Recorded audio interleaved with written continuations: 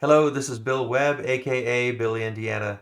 Today I want to recap the games that I played in March 2024, give a little brief overview of each one, and talk about which ones were my favorites. So if you're curious to see what hit the table, stay tuned.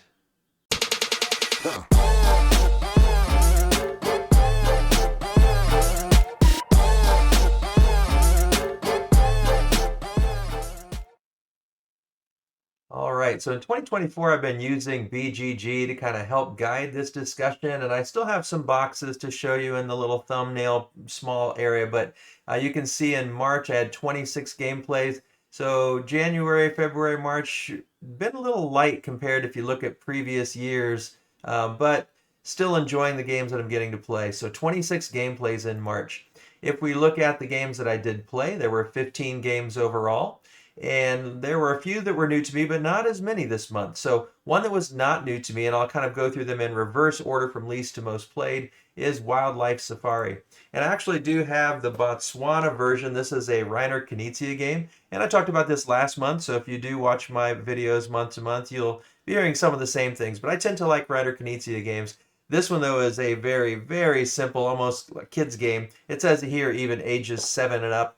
And this is a terrific in terms of pieces. Like it's got these little animals, these little plastic zebras and elephants, and they're really fun to play with. I don't know that I would often play it with adults, but we had a great time playing it with my grandkids, our grandkids, in April during our spring break. It's just a nice little card playing game, and you're trying to play your cards at just the right time to maximize the point scoring for each of the animal types. So just played it once with the grandkids in April, but had played it before. Next up is Stone Age. And this time I played Stone Age on Steam and didn't raise or lower my ranking for it. It is a good game. I enjoy it, and it's got nice art by Michael Menzel. It's a very simple worker placement game. I enjoy playing it every once in a while. I don't necessarily go out of my way to, but enjoyed playing it online. It was actually a little bit snappier online, and I enjoyed kind of the implementation through Steam. So I actually think I might play it more now that I have that digital version. I don't own the physical version, so that's also a reason. Compared to all the other board games that I would like to play in physical form, Stone Age isn't ranking super high, and so it's fine for me. I enjoy it, but I'll probably mostly play it on digital. Unless someone brings it out and wants to play it, I'll always be happy to play a game.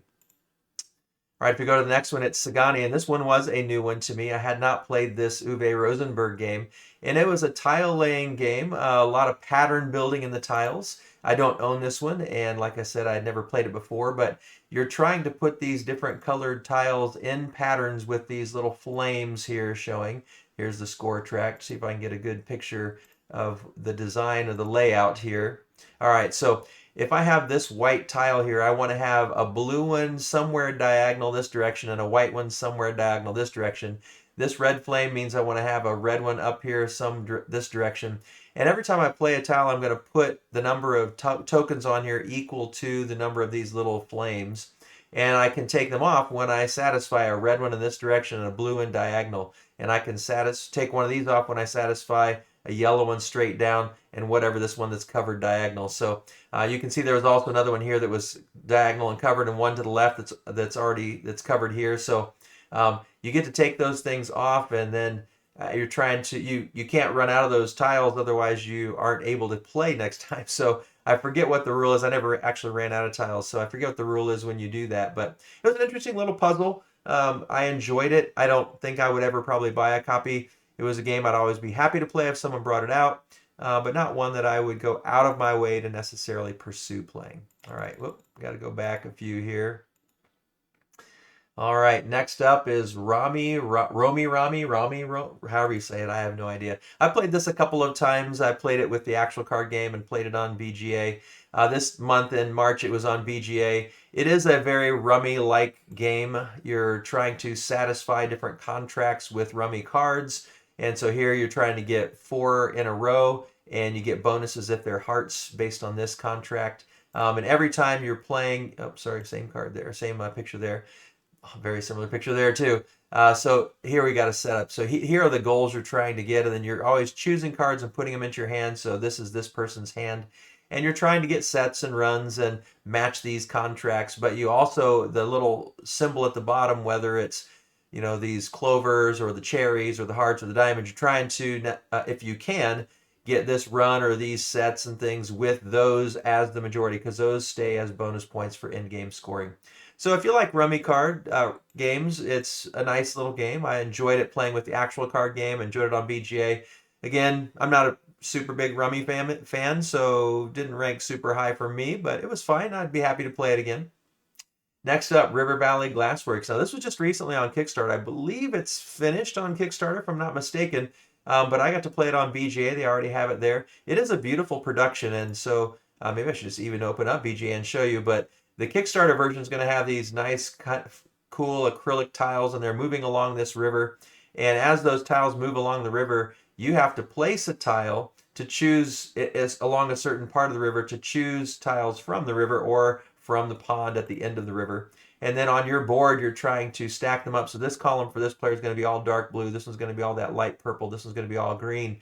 And you score both for completing horizontal rows and vertical columns. And you also score based on how rare the different gems are. And this little chart here on the side shows the rarity, kind of ranking them.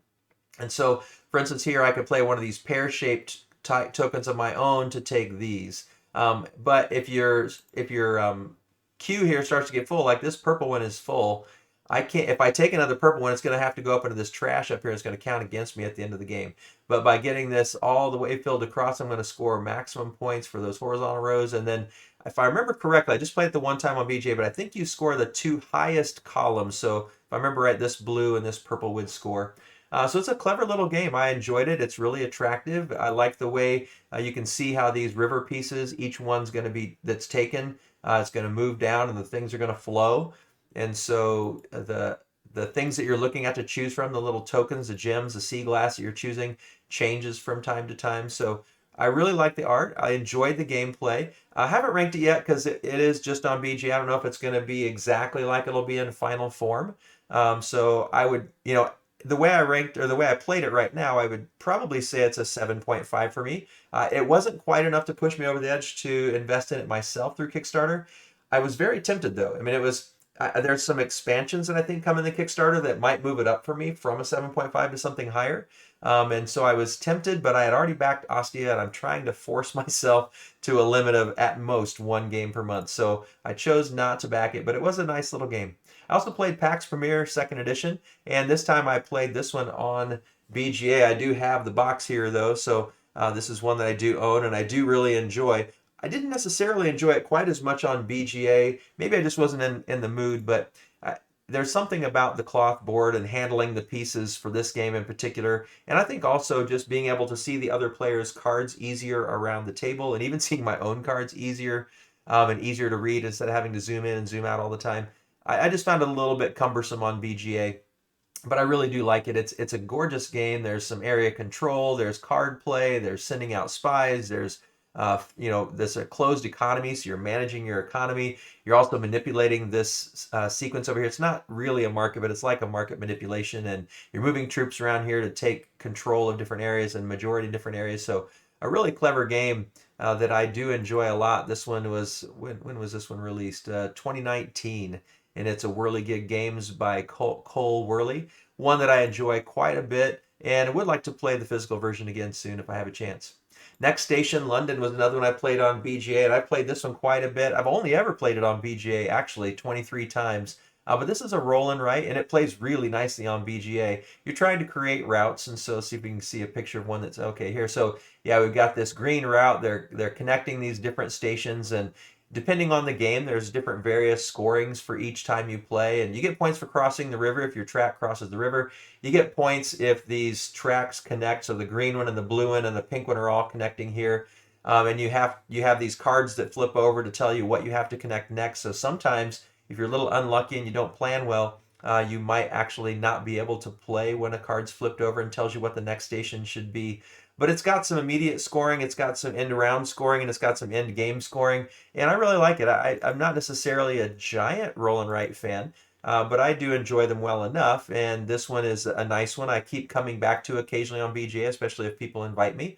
I played it solo for quite a while, and I actually made a video of how to play it solo. Haven't played it much since though, so I played it a lot a few months back and just this one time in March. Just I think I was invited by a friend and enjoyed doing that. It might have been Better Half Reviews, if I remember, that invited me to play that, and that was a lot of fun. All right, Malem Space Agency, another Reiner Knizia game, and just played this one on BGA. So I guess I might change the ranking. Maybe I shouldn't rank it since I've only played it there, and I don't know. It just the gameplay, it felt nice. Actually, the BGA implementation was really nice and was smooth. I think that probably took away some of what I might suspect could be some fiddliness with the actual board game. But I don't know, just something about it didn't resonate with me to a great deal. It was fine. I enjoyed it. There's some push your luck. You're climbing up these tracks and you're rolling dice and choosing, whether you want to keep rolling if you're the captain, and you have these different cats. And part of it's just the theme, space cats. The theme doesn't resonate. The gameplay was fine, but I don't know. Push your luck is fine occasionally, but I think I have been playing a lot of push your luck games recently, and I might just be a little bit burned out of that. It was good. I enjoyed it. I'd play it again, and I'd be happy to play the physical version. I'd be happy to play it on BGA again.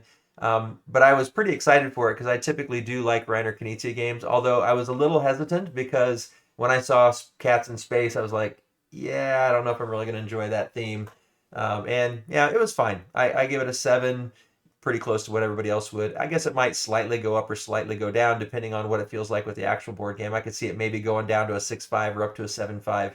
But probably not. It'd probably be just right there about 7 based on what my experience was that time through. And of course, a lot of these are first impression rankings, but I have played thousands of games, and so usually after the first game, I have a pretty good feel. If I do change a ranking over time, it's very seldom more than a 0.5 difference. So, all right, King of Tokyo, another first time game for me, and this one also on BGA. This one, though, I felt like maybe the rolling of the dice and seeing the board, it actually might be better on BGA, and I felt like, or sorry, with the actual board game. And so I chose not to rank this one just because I felt like the BGA implementation, while fine, didn't feel like I suspect it would when you're rolling the dice for real. And so, yeah, I would probably have given the BGA a 6.5, but I think it might be a 7 if I played with the real one. So until I play for the real one, this one felt different enough that I wasn't sure it felt really good to give it a ranking yet. So it was fine. It's Battle Yahtzee in a way. I liked some of the goals you're trying to get. It was a little confusing about being in Tokyo, not being in Tokyo, and maybe that was part of just never having played before and trying to figure it out, what that meant and who you can attack and who you can't attack. But it was a cute game, and it was fun to play on BGA. It was a pretty quick one, even on BGA. I'm not super into the theme of this one either, but yeah, it was nice. I enjoyed it. Be glad to play it again. Don't think it would ever be one I'd invest in personally, but King of Tokyo was a cute little game. All right, another one that's sort of new to me is Hoppy Salmon. I found this one at Target when we were shopping for some Easter goodies, and I've played Happy Salmon quite a bit, and I rank this just like Happy Salmon. It's the same game. It's just a silly little game. It's an activity almost more than a game, but my grandkids loved it. We played it a bunch of times up there over spring break.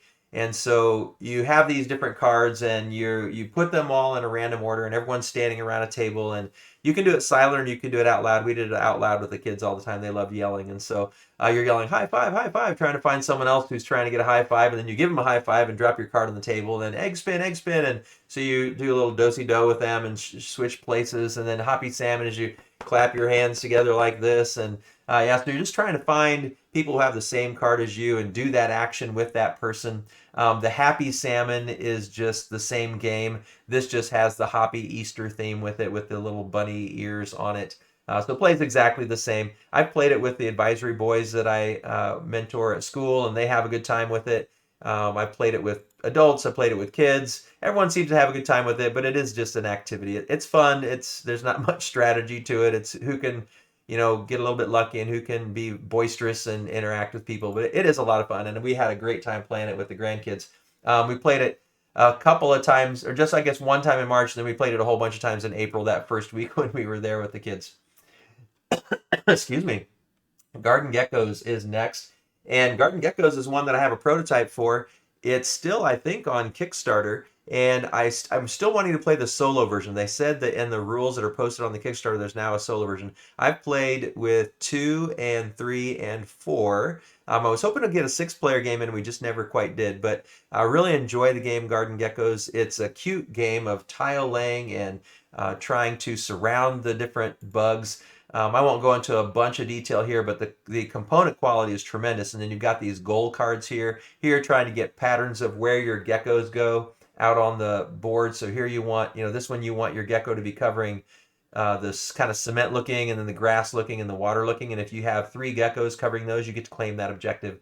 And here you're trying to get a moth and 2 flies, and looks like that might be a grasshopper, kind of hard to tell from the angle. And so if you have geckos touching those 4 types of bugs, you claim it. Here you're trying to get one of your geckos connecting a grasshopper to a fly, and here a moth to a cricket. And so if you're able to do that, again, you get to collect this card. And the first player to get 6 cards, or if any of these bugs runs out, or if all the tiles run out as you're growing this tile collection here in the middle, ends the game. So here's another picture of it. And I have a few pictures posted on Instagram, and I have a preview video that's on the Kickstarter page. So and also on my YouTube channel. So if you're curious to learn more about my thoughts of Garden Geckos, and you want to see a little bit of a kind of a playthrough on my channel, you can check that out. But Garden Geckos, very cute game. Played it quite a bit in February. Played it, I don't think we might have played it once in April, and then played it just once in March. So I think it was February. I kind of lost track. Maybe it was more in April. We played it 4 or 5, 6 times. I can't remember in that span. Next up on the list here is Katon 3D edition. And this was we played Katon a lot, but this was the first time we ever played the 3D edition. It comes in this giant box, and we really enjoyed it. We hadn't played Katon in years, and it was just fun to see, these 3D dimensions to the game, where you're seeing the sheep and the buildings and the roads and the mountains. And yeah, we were talking with some friends of ours who at school who aren't necessarily as much into games as we are, but they have played Katon. And when they heard that we had the 3D version, they were like, oh, we want to come over and play. And so we need to get those guys invited over to play. I think that we'll have a lot of fun with that. But it is a really cute production, and that was a lot of fun playing that. Finally getting around to playing our copy of the 3D version. Next up is Dune, Imperium, Uprising. And we played it once in February, and then we played it a couple more times in March. I think I might have played it the first time with some friends, and then in March played it these times with my wife, and we went and saw the movie and really enjoyed the movie. And she actually had played the original Dune game before, but we played this once, and she turned around, I want to play it again. And so I was always excited to play any version of Dune. It's one of my favorite games. There's a couple new features in the Uprising version. There's spies, there's these sandworms that help in battles and double your rewards. So really a lot of fun, and continues to just satisfy me as one of my all-time favorite games. I've talked about it in numerous monthly videos because I try to play it anytime I can.